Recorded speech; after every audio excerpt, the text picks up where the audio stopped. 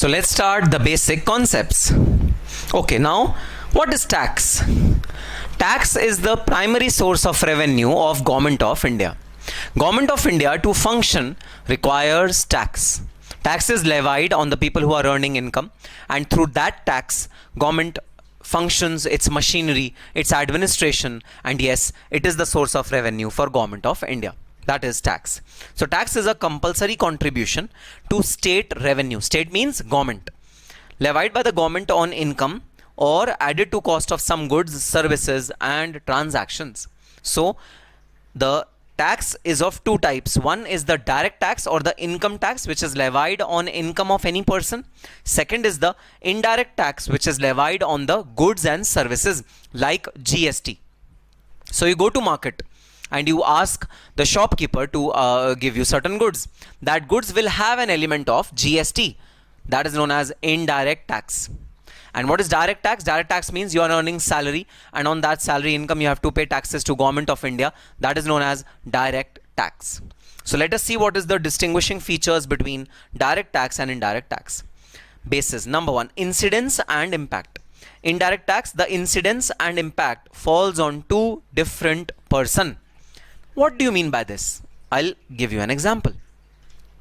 So you have a shopkeeper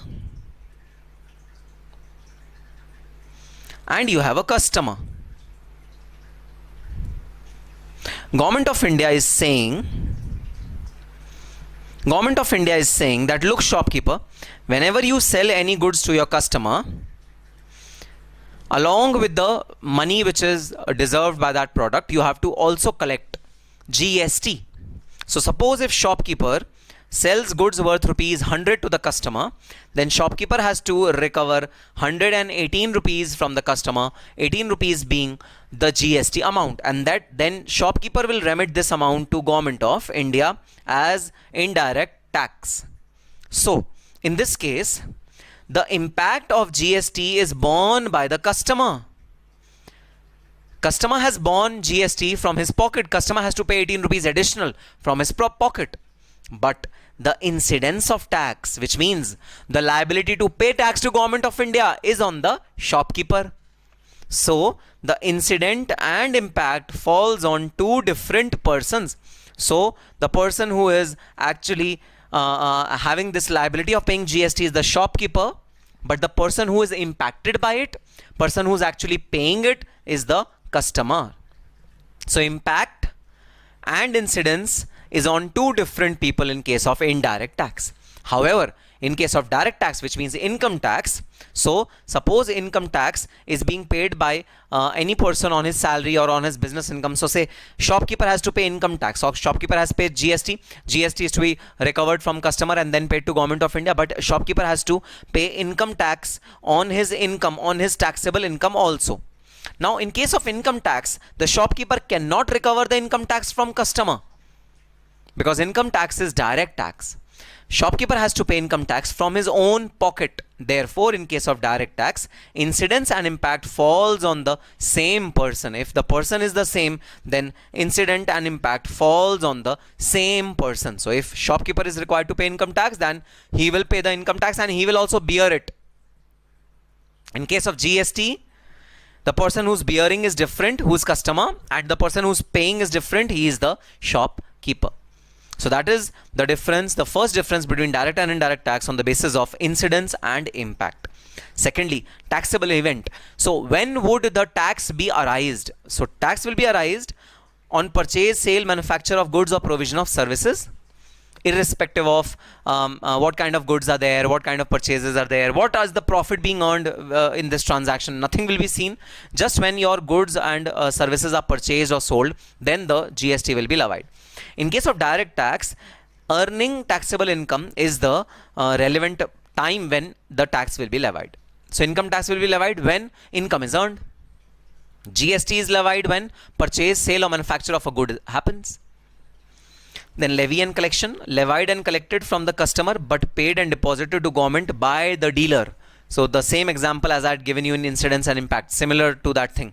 So it is levied and collected from the consumer. Consumer actually pays it because it is consumer's liability to pay it. So consumer actually pays it, but it is a deposit to government. Exchequer means government treasury.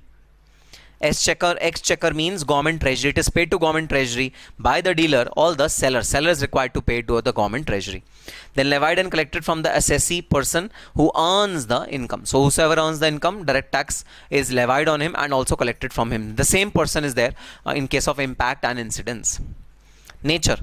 Regressive in nature, that is all persons will bear equal burden of tax. Now, a person who is earning 10 lakh rupees per annum, he is also required to pay the same amount of GST on, say, toothpaste. So there's a toothpaste, Colgate, Palmolive. So toothpaste, Colgate or Pepsodent, if a person who's very, very poor, if he buys it, then he is also required to pay same 18% tax. And if a very super rich person, very rich person buys Pepsodent or Colgate, he will also pay the same GST. So in case of indirect taxes, the nature of that particular tax is regressive. Regressive means it is not bothered, it is not considerate about the income of other person. It is not that if income is lower, then he will charge a lower tax, and if income is high, then a higher tax will be charged. That is not the case in case of indirect tax. Indirect tax is levied on everyone equally, irrespective of their income earning. However, in case of direct tax, higher the income, higher will be the taxation. Higher the income, higher will be the taxation rate. So this is progressive in nature. Progressive means it increases, the direct tax increases as income increases. So higher the tax rate levied on person earning higher income and vice versa. So higher the income of the person, higher will be the tax rate. That is the nature of direct tax, which is progressive in nature. Administration, administered by CBDT, CBIC, Department of Revenue. So Central Board of Indirect Taxes and Customs regulate the GST and the indirect taxes. However, CBDT, Central Board of Direct Tax, these two are two hands of revenue, two hands of Ministry of Finance. Okay. So two hands of Ministry of Finance. Hand number one, the Central Board of Indirect Taxes and Customs. Hand number two, Central Board of Direct Taxes. These are both two hands of the ministry. And people who live in Delhi or they have been to Delhi any time in past, then those people, if you visit Rashtrapati Bhavan and if you go from India Gate towards Rashtrapati Bhavan, then the Rashtrapati Bhavan is split into two parts, North Block and the South Block. So the North Block is dedicated office of CBDT, Central Board of Direct Taxes, and the South Block is the dedicated building for indirect taxes. So that is how North Block and South Block are bifurcated. They are located in front of each other. Straightforward, absolutely in the front is the Rashtrapati Bhavan, and the two wings of Rashtrapati Bhavan, the North Block and the South Block, are these two ministries which regulate the taxes of the entire country. The North Block dedicated to CBDT, Central Board of Direct Taxes. The South Block dedicated to the Central Board of Indirect Taxes. Examples: GST, excise duty, custom duty.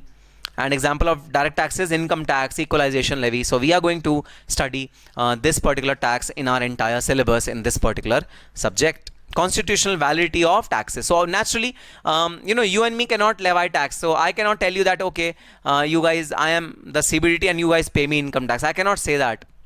There has to be a constitution right which is given to a particular person to levy tax. Everyone and anyone cannot levy tax. So, a zamindar of a particular province, or a zamindar, or the sarpanch of a particular village, he cannot levy taxes. Gone are those days, earlier times when there were no formal regulations in India. At that point in time, maybe the sarpanch of the gaon, zilla, tehsil, or the zamindar of that particular area could have the right to collect taxes. But now the only right to collect taxes vests with the CBDT or CBIC. Who gives them right? Constitution of India gives them right. So Article 265 of the Constitution lays out that no tax shall be levied or collected except by the authority of law. Only by law the taxes can be collected. Article 246 of the Constitution, read with Schedule 7, divides subject matter of law made by the legislature into three categories: Union list means only central government has the power to levy taxes on this particular items. State list, only the state government has power to levy taxation on this particular item. So for example, the income tax, guys, income tax is a central government matter. State government cannot levy income tax. Direct tax is all governed by only and only central government, so it forms under the union list. Okay, then local taxes, like municipal taxes, or say professional tax, which is prevalent in Mumbai.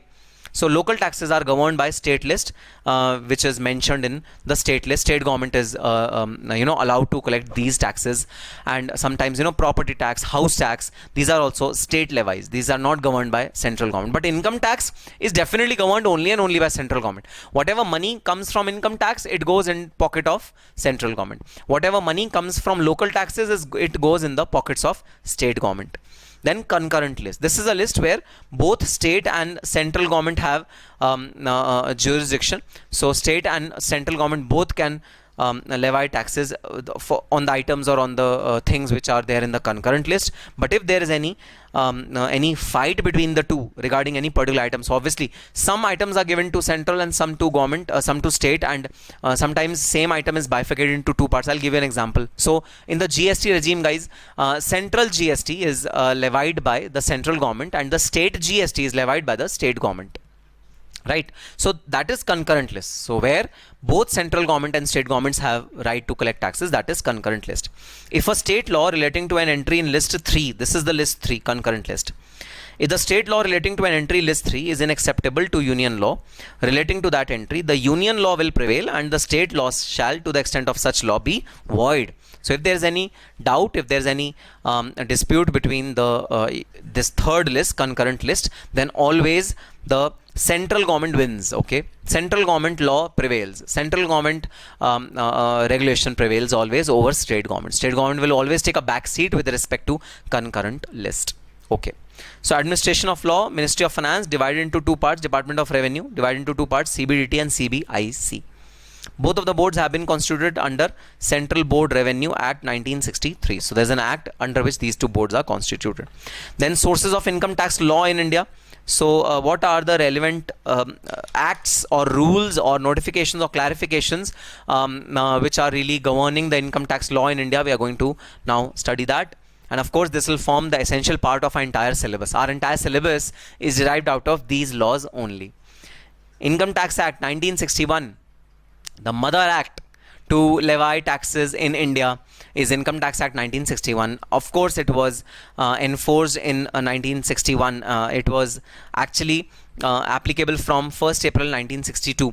So this is the act which will be religiously following and religiously be studying, Income Tax Act 1961. Now a question should be there in your mind, sir. Before 1961, we got freedom in 1947.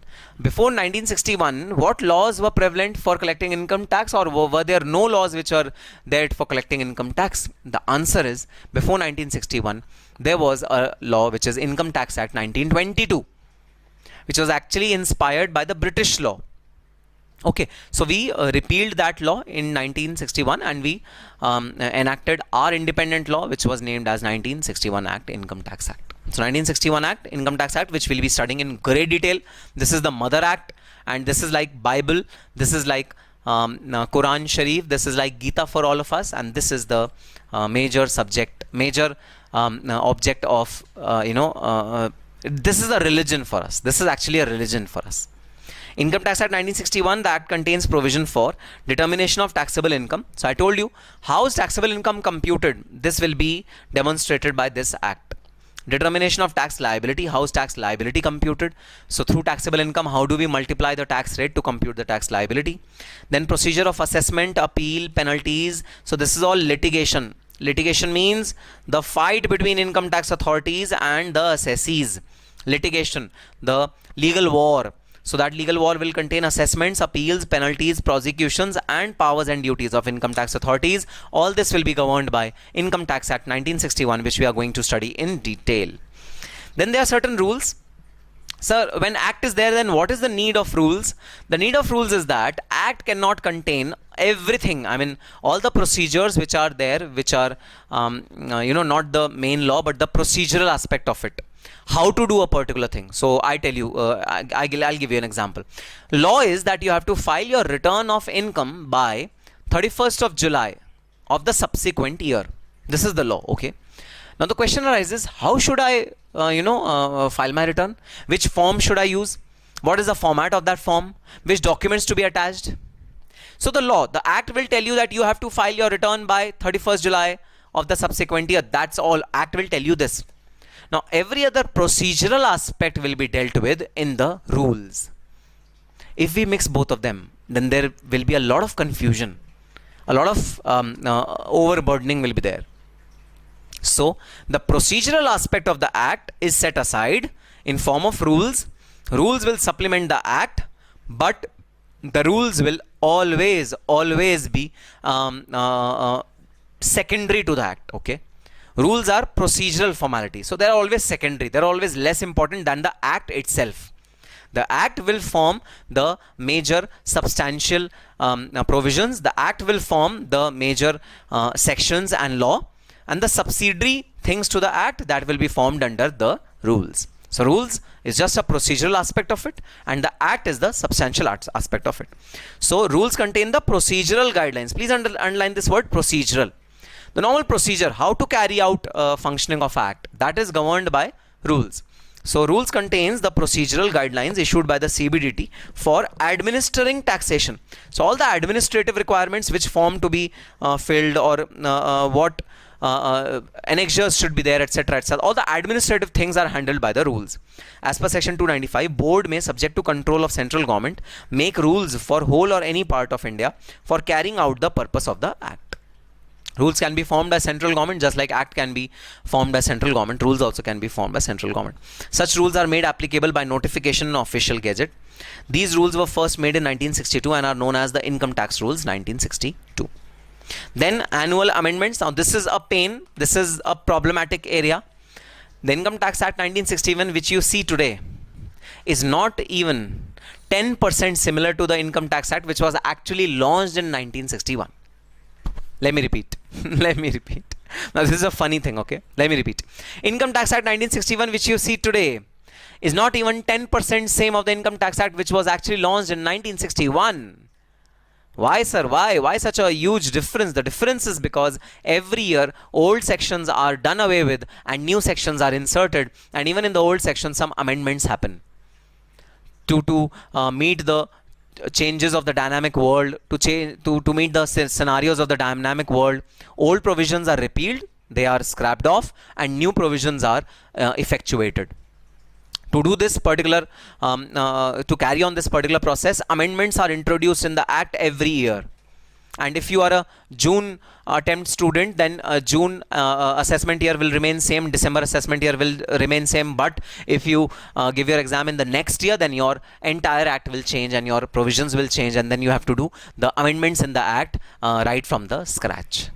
So yes, annual amendments form an essential part of the Income Tax Act, and they are very, very important. Income Tax Act rules undergoes several amendments every year through the union budget.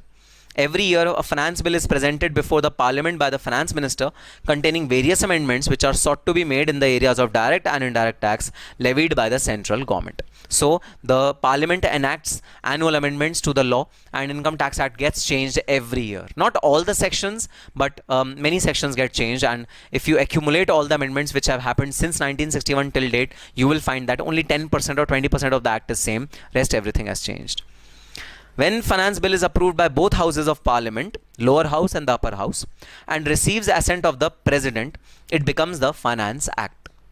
The provision of such Finance Act are thereafter incorporated in the Income Tax Act. So the provisions of Finance Act are incorporated in the Finance Act. If on the first day of April of assessment year, the new Finance Act has not been enacted, the provision in force in the preceding assessment year or provisions proposed to finance bill before parliament, whichever is more beneficial to the assessee, will apply until new provisions become effective. So what happens is, when you are sitting in the month of February, say February 2022, you are sitting in the month of February 2022. The act is applicable from 1st April 22. But on February 22, a bill is released in the parliament. A bill is introduced in the parliament which receives assent. But then that bill is converted into an act. Bill means a draft act. Draft act means a draft of what is being enacted. Draft, it is not final. It converts into act after getting signatures of the president, which say takes some time till May 2022. It gets enacted till May 2022. Now, from 1st April, the provisions of the new act enactment are applicable. But since it doesn't become the act, still during this intervening period from 1st April to May 22, 1st April 22 to May 22, during this intervening period, the draft is enforced during this period. So, this draft will be enacted in May 2022 when it gets the presidential assent, but till the time it gets the presidential assent, from 1st April 22 to May 22, the draft will be enforced. But if the draft of the bill is less favorable to the assessee, which means the draft imposes a higher tax rate. I'll give you an example. So the tax rate of a company is say 30%. And the draft proposes that, the draft which is introduced on February 2022 proposes that the company's tax rate should be increased to 40%. Draft has proposed that. If in such a situation, till the time the draft is actually enacted in the by the presidential assent and it converts into act, in the intervening period, the beneficial rate will be applicable and not the higher rate which is propounded by the draft. Let's read the line once again. If on first day of April of the assessment year, the new Finance Act has not been enacted, and this happens all the time. New Act gets enacted by May, by the month of May. The provision in force in the preceding assessment year or the provision proposed in the finance bill before the parliament, whichever is more beneficial to assessee, will apply till the new provisions become effective. So only when the preceding assessment year or the finance bill which is going to be enacted, this bill, or the preceding assessment year tax rate, whichever is more beneficial, is applicable for the intervening period from 1st April to May 22, the beneficial provisions will apply. Then next is circulars and clarification. So the enactment happens, the amendment in act happens once in a year. But suppose during the year the ministry wants to clarify certain things, or it wants to give some explanation to the users upon certain thing, those are given by way of circulars and clarifications during the year, because the amendment will happen after 1 year. So if the ministry doesn't want to wait for 1 year because it's an important matter, if it wants to give certain clarification, then it can give it through circulars and clarifications issued by CBDT. Under section 119, board may issue certain circulars and clarifications from time to time, which have to be followed and applied by the income tax authorities. So these clarifications and circulars are primarily guiding the income tax authorities. Effect of circulars: these circulars or clarifications are binding upon the income tax authorities, but the same are not binding on the assessee. However, assessee can claim benefit under such circulars. Now listen, this is an important point, guys. Ideally, whatever changes you wanted to make in the Income Tax Act, you should have made as per the act, because that is the formal route. This is the parliamentary route, so this is the formal route. Now if you are imposing something else during the year, then the assessee might, at its option, refuse to honor your clarification. So clarifications are applicable on the income tax authorities, but they are not applicable on the assessee. That is the law, because assessee will say, no, I will follow the act. Whatever act will say, I will follow the act. I will not follow anything which you issue me during the intervening period, because act is passed by parliament, both the houses. That is the sanctity of act. But what is the sanctity of a clarification? Nothing. CBDT on its own motion is issuing a clarification. So assessee can say, if the clarification is against the assessee, if it is imposing some hardship on the assessee can say, I am not following the clarification.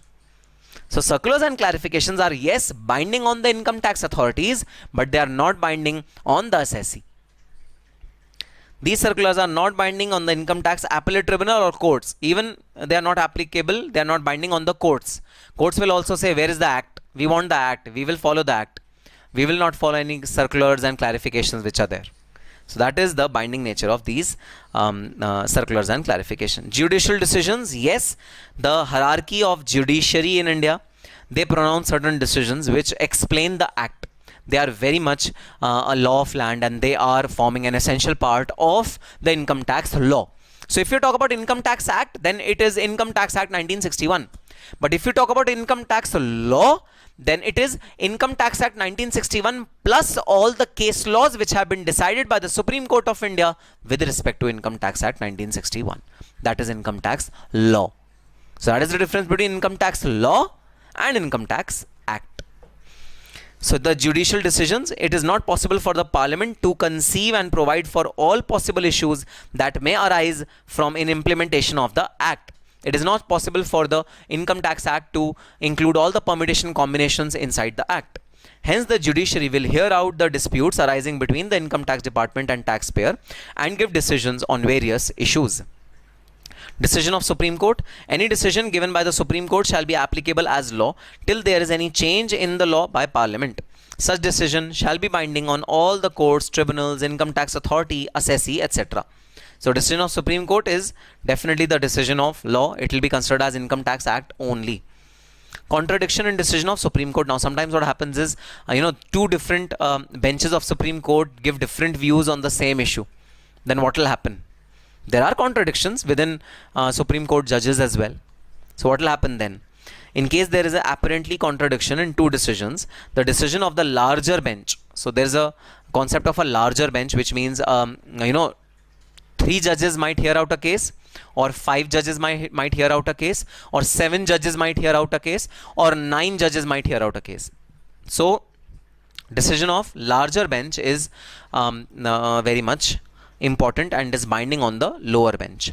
Whether earlier or later shall always prevail. However, where decisions are given by benches having equal number of judges, the decision of recent case is more applicable. So if there are 2 judgments which are given by same strength, same bench, which is 3 bench and 3 bench, then the recent decision will be more superior than the earlier decision. Decision given by High Court or ITAT, yes, these are also laws. Decision given by High Court or ITAT are binding on all assessees and income tax authority which fall under their jurisdiction. So guys, the High Court are jurisdictional high courts. So there are many high courts. Delhi High Court, Bombay High Court, Kerala High Court, Punjab and Haryana High Court. So there are different high courts, okay? But the Supreme Court is one which is superior to these high courts. So the decisions of High Court are binding only on the Delhi High Court decisions are binding on Delhi assessees. Bombay High Court decisions are binding on Bombay assessees. Kerala High Court decisions are binding on Kerala assessees. However, Supreme Court, the decisions are binding on assessees of all the states, the entire country. That is the bindingness of High Court decisions. Okay, now we come on to very important definition, guys. Previous year. What do you mean by previous year? It is given in section 3. Previous year means financial year immediately preceding the assessment year. Income earned in a previous year is assessed in the next year. The year in which income is earned is known as previous year, and the next year in which income is assessed is known as assessment year. It is mandatory for all assessees to follow financial year from 1st April to 31st March as previous year for the income tax purposes. The first previous year may be of a period of less than 12 months. Now this is very, very important. So the previous year is from 1st of April to 31st of March. Now suppose if your business is started on 1st of June, then guys your previous year will be from 1st of June till 31st of March. So it will be a truncated period. It will be a shortened period. It will not be 12 months.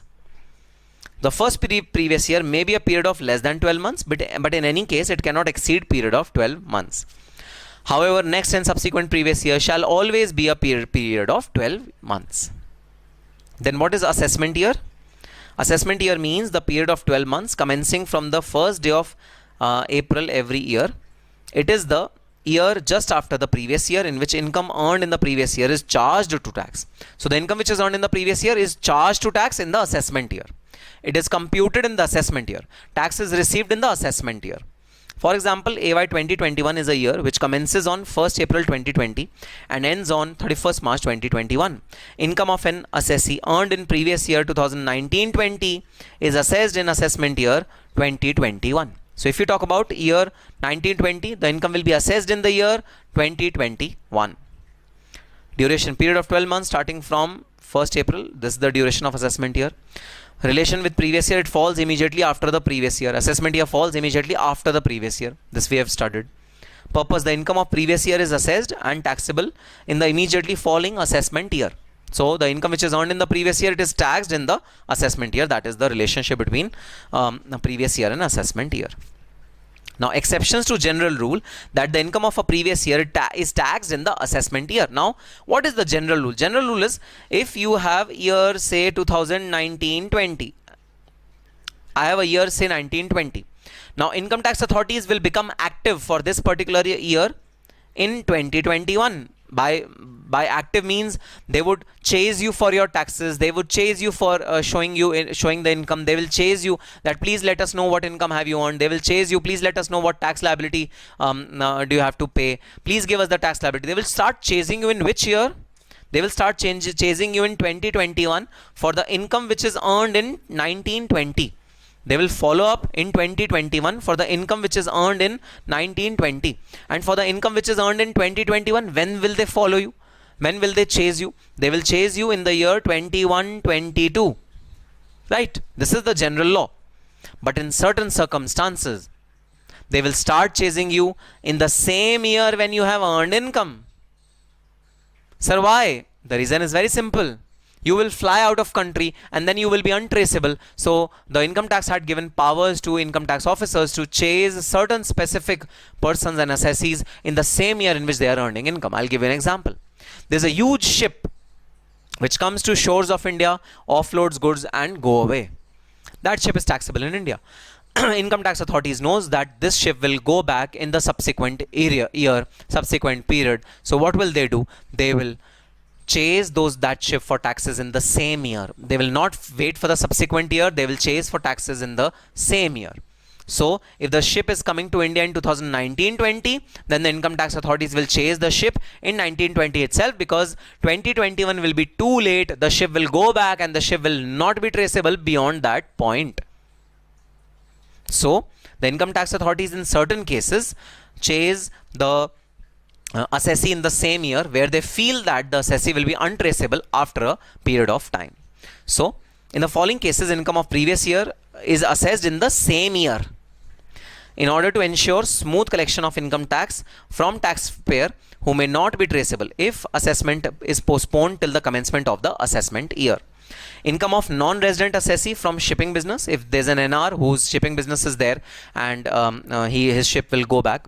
A person who's living in India permanently for a long period of time, a person who's leaving India permanently out of India is going. Income of bodies formed for short duration. So if certain small activity happens, so for example metro happens, metro train is constructed, or some dam is required to be constructed, or some foot-over bridge is required to be constructed in India, then these small projects will finish very quickly and the people who are relevant to these projects will go away. Then what will government do? How will government chase them? So in short duration projects, the bodies which are involved, their taxes are levied in the same year. Income of person who is likely to transfer property to avoid tax. So if some person has got a huge tax liability and there is a doubt that such person will sell off his property, sell off his every asset to avoid payment of tax, then his tax will be levied in the year itself. So this is all based on doubt. This is all based on conduct of the assessee, the past conduct of the assessee. Income of discontinued business. If there is discontinued business, the business which has not been continued by the assessee, that income will also be taxed in the previous year itself in which the discontinuance happened. In this case, the assessing officer has the discretionary power, that is, he may assess the income in the same previous year or may wait till the assessment year. Then types of person who can be subjected to tax. An individual, human beings including a minor person. So minor person can also be subject to tax. It is not that only if you are a major and then only if you earn money then only will you be taxable. Even a minor person can be subject to tax. and person of unsound mind. So if a person is of unsound mind but still he is receiving income, he can also fall under the purview of Income Tax Act. Now why are these specific inclusions written over there? Because guys, you must have studied Contract Act. Under the Contract Act, a contract with a minor is void. Contract with an unsound mind person is also void. So to counter that Contract Act, so to call out the difference between Contract Act and Income Tax Act, it is specifically provided over there so that students understand this fact that Contract Act agreement between two people, one of whom is unsound mind, is void, but in case of Income Tax Act, even the other person is of unsound mind, then also his income will be chargeable to tax. Then Hindu undivided family till partition will be chargeable to tax, including wives of the members and unmarried daughters. Unmarried daughters also form part of HUF. It also includes Jain and Sikh families. A company includes any body corporate and a foreign company. Foreign company is also included in company definition, and any body corporate. Body corporate means banks. Banks are not registered under the Companies Act. Banks are registered under Special Act, NBFC Act or Banking Regulation Act. They are also covered under companies definition. A firm including LLP incorporated under Indian laws, AOP and BOI, whether incorporated or not. Local authority includes municipal committee, district board, body of port, commissioner, panchayat, cantonment board, or other authorities legally entitled to or entrusted by the government with control and management of a municipal or a local fund. Note, on the basis of a well settled principle that the crown cannot be charged to tax. So this is a principle. The crown cannot be charged to tax. Central government cannot be charged to tax. The union government cannot be subject to tax in India. So there's a very famous rule that the king cannot pay tax. The king or the person who's the ruler cannot pay the tax. Similarly, union government, the government of India cannot be subject to tax. Even if it is earning any income from any business activity, it cannot be subject to tax. Every artificial juridical person, so this contains non-natural persons falling within any of the preceding categories, including deities, idols, universities, bar council, etc., are also falling under category of a person, artificial juridical person. Okay, sir. Okay, now let us do this illustration. Okay, so illustration, you have to write what kind of person, what category of person will this category be falling into. You have to complete this particular chart and give me your results. So now just pause your video for say half a minute or 1 minute. Just take 1 minute. Just write down against this particular each of the answers, just write in front of them, and then restart the videos, and then we'll check the categories in which the answer should be there, the person should be lying in. Okay, just pause the video over here for 1 minute. So I hope you have solved the answers. Now let us verify your answers. Just verify your answers along with me and just write down the correct answers. Okay, Havda Municipal Corporation. Sir, this is under the category of local authority. Havda Municipal Corporation. Corporation Bank Limited. This will be formed as a company. Amitabh Bachchan individual. Amitabh Bachchan Corporation Limited. This is a company. Joint family of Sri Ram, Srimati Ram, their son Love and Kush, HUF, which is Hindu undivided family. Calcutta universities, this will form under the category of artificial juridical person. X and Y, who are the legal heirs of Z Limited, this will be forming part of body of individuals. Sole proprietorship business. Now this is very, very important. Guys, sole proprietorship business is always considered as an individual. Don't confuse it with partnership or company or any other mode. It is always considered as an individual. Partnership firm, this will be categorized as a firm.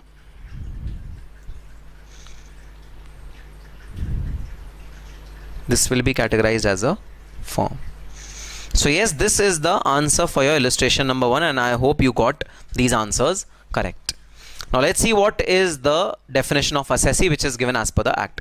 A person by whom any tax or any other sum of money is payable.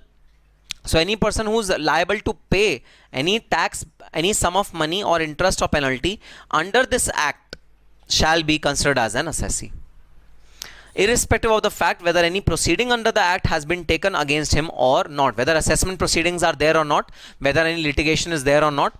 If you are liable to pay any sum of money to the income tax authority, then you will be considered as an assessee. That is the first qualification of a person who becomes an assessee. Second, every person in respect of whom any proceedings under the act has been undertaken. So suppose you have you've filed your return, you've completely given your taxes, and you have nothing to pay to income tax authorities, but still income tax authorities have opened your assessment proceedings. Income tax authorities have sent you a notice that if you want to re-verify your returned income, your income which you have disclosed, and where did you earn that income from, we want to verify all those things, we want some information from you. Then again you become an assessee, irrespective of the fact whether any sum is payable by you or not.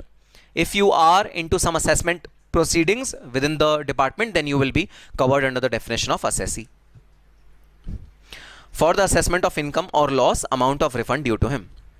A person who is assessable in respect of income of loss or of another person. Now this is very, very important. A person who is liable to pay taxes not for himself but for any other person. So what do you mean? Do you mean that the income tax which is levied on you, sir, that we should pay? I would love that. The income tax which is levied on me, you pay that. I would love that. But no, that is not the situation. But a similar situation arises in case of a representative assessee. What is a representative assessee? If suppose there's a minor who has got some income and his guardians undertake to pay income tax on his behalf, or the guardians sign the income tax return and guardians have the responsibility of paying the taxes, then guardians become the representative assessee. So the representative assessee can also become an assessee not on their own income but on income of some other person like their children. Similarly, if a person is a caretaker of an unsound mind person, caretaker, then he might be liable to pay taxes on behalf of the person, that unsound mind person, as a representative assessee.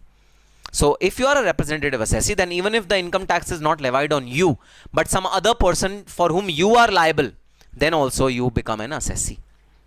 Every person who is deemed to be an assessee under the provisions of this act. So provisions of the act at many places will apparently tell you that okay, you become an assessee of this particular act if you do this thing.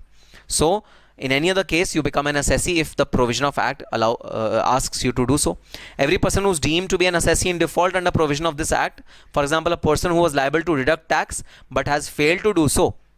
Now, deduction of tax is another phenomena which is a unique phenomena of Income Tax Act 1961. Not a unique phenomena. Many other countries have similar regulations with respect to TDS, tax deducted at source, which is by a different name called in United States of America. It is called by the name of withholding tax. Now, Mr. A is purchasing property of Mr. B.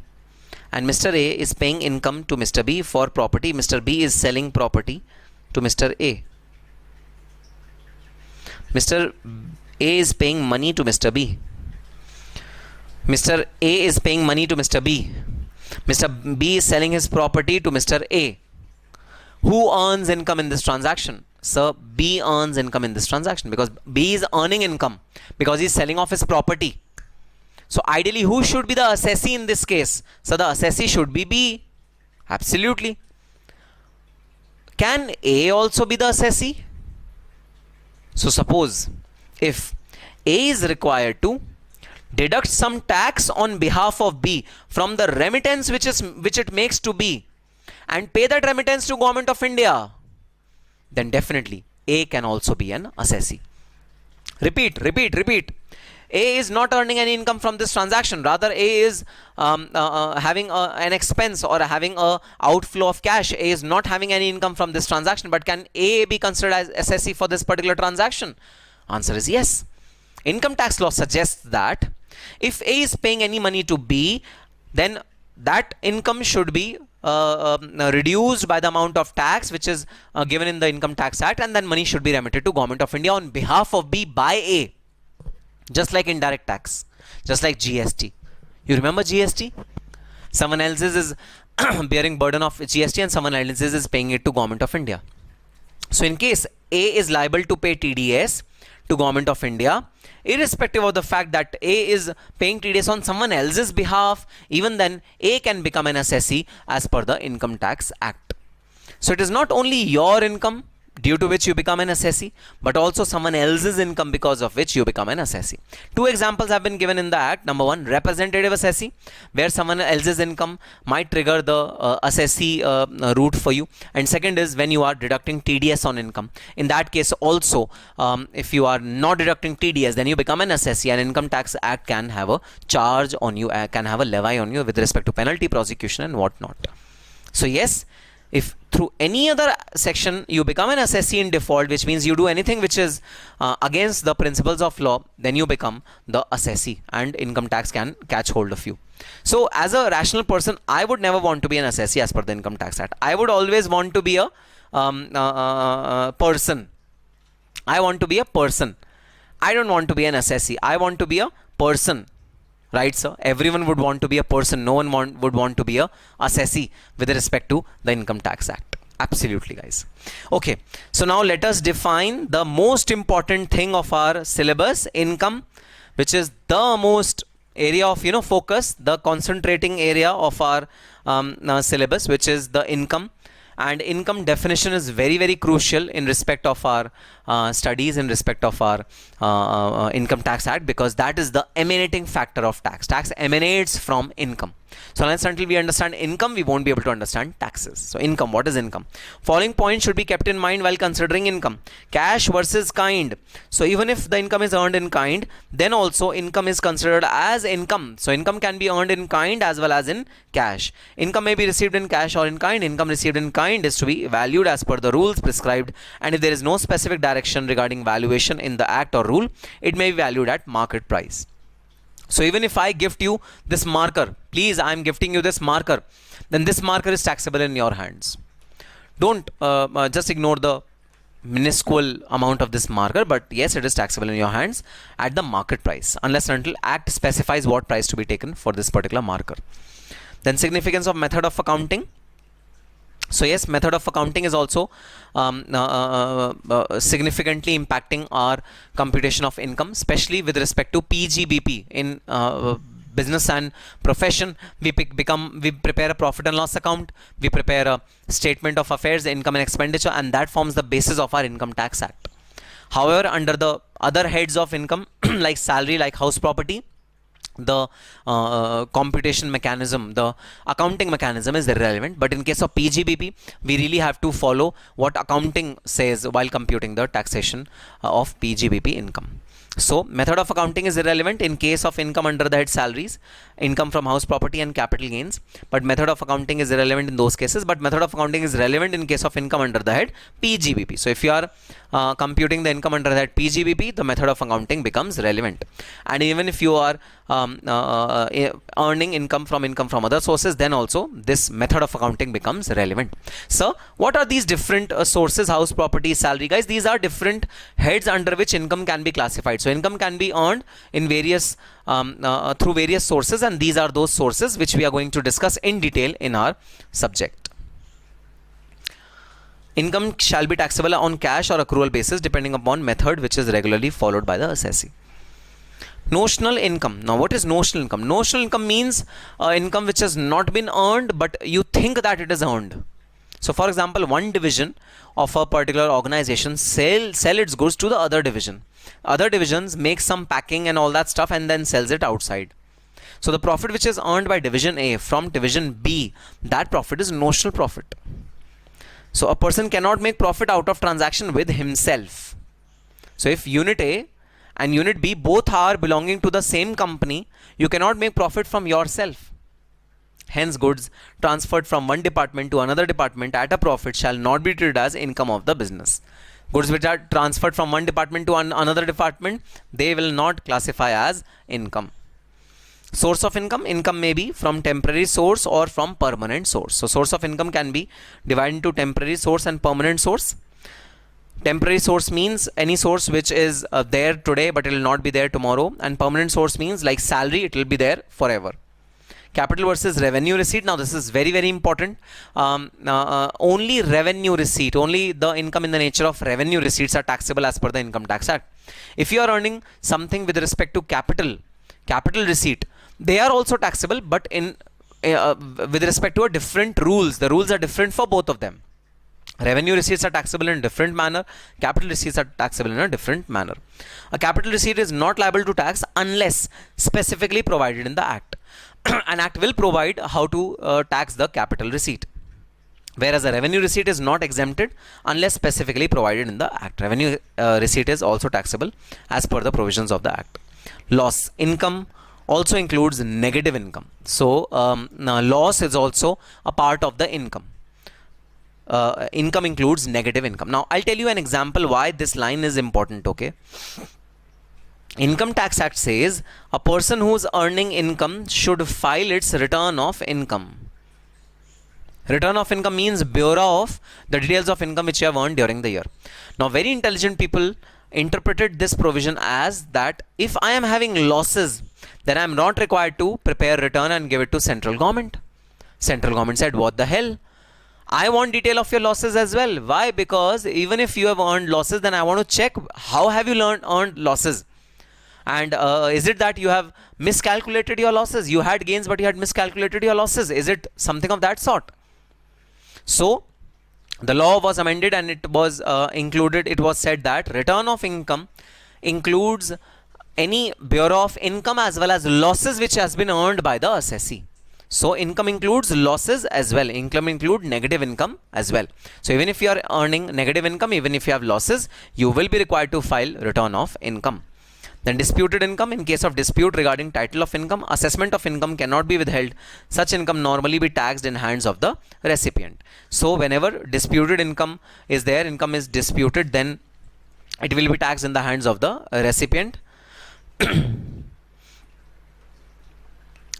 And if tomorrow say now this income which was under dispute is actually not received, then tomorrow you can revise your return. So I'll give you an example. I am having a tenant and tenant is saying that I am not liable to pay the rent of this particular month. I am saying, of course you are liable to pay the rent. The matter reaches the court. Now till the time matter reaches the court, I as a landlord have to pay taxes on that income. The rental income which I have earned, I have to pay taxes on that income. I have not received it, but I have earned it. I have right to receive it. Now tomorrow if court says that no, you are not entitled to receive it, then I will revise my income. But even on disputed income, taxes are to be paid. Lump sum receipt. There's no difference between income received in lump sum or installment. It is taxable equally. Reimbursement, mere reimbursement of expense is not an income. Now this is an important point.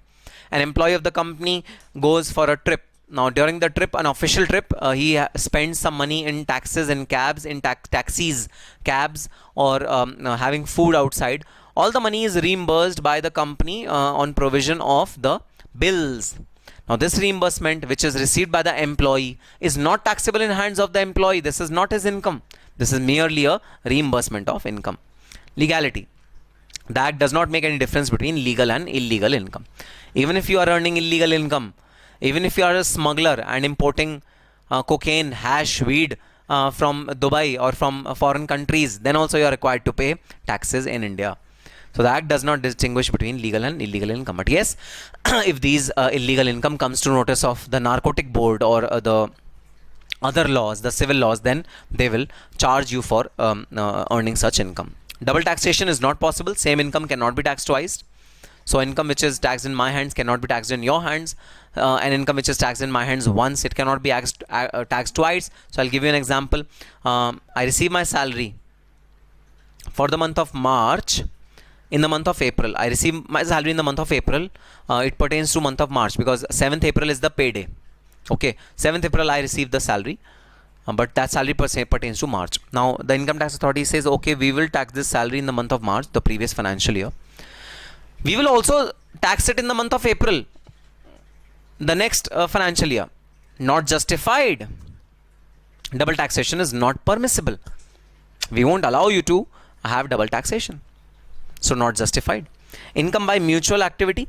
So in this regard, it is to be noted that in case of mutual activities where some people contribute to the common fund and are entitled to participate in the fund, and the surplus arises which is distributed among contributors of the fund, such surplus cannot be termed as income. Now I'll give you an example of income from mutual activities. Now during Diwali time, okay, in North India, we certain individuals, certain families play card games, tash, which is known as tash in normal Hindi language. So we play card games, which means we have card games, we play rummy, we play all the card games, and we sometimes also involve cash in it. So what happens is all the people contribute cash to a pool, and whosoever wins get the cash and the others lose. This is known as mutual activity. You have played Tambola. The game Tambola. Have you played it? Yes, sir, we have played it.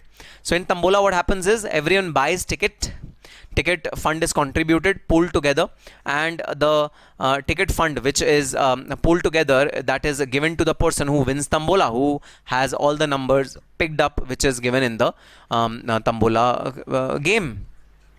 In that case also, it is a mutual activity whereby the income is generated within, amongst people who are playing that particular game. They are not generating income from outside, and they are having benefit within themselves.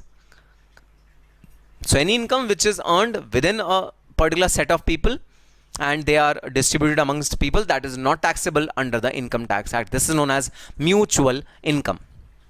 But there is some exceptions to this rule. So insurance is also a mutual income. How, sir? How is insurance a mutual income? So what is the principle of insurance? Insurance principle states that the insurance company will take, say, 100 rupees from 5 people, okay? Person 1, person 2, person 3, person 4, person 5. Insurance company will take 100 rupees from 5 people in the name of fire insurance. And the insurance company commits that if fire is there at premises of any of the 5 individuals, then it is going to reimburse the loss which has been incurred by that particular individual. Now suppose the loss has been incurred by individual 2 with respect to its goods worth rupees 300 owing to fire. Now what will insurance company do? Insurance company will pay 300 rupees to second individual. So the benefit which has been accrued to fire insurance company is 200 rupees, because rest of the individuals do not have any fire. So this is the game of probability of having fire. So the rest of the people do not have fire in their premises. So there is no problem with that. But second individual has got fire and has a loss worth rupees 300. So insurance company will recuperate 300 to second individual.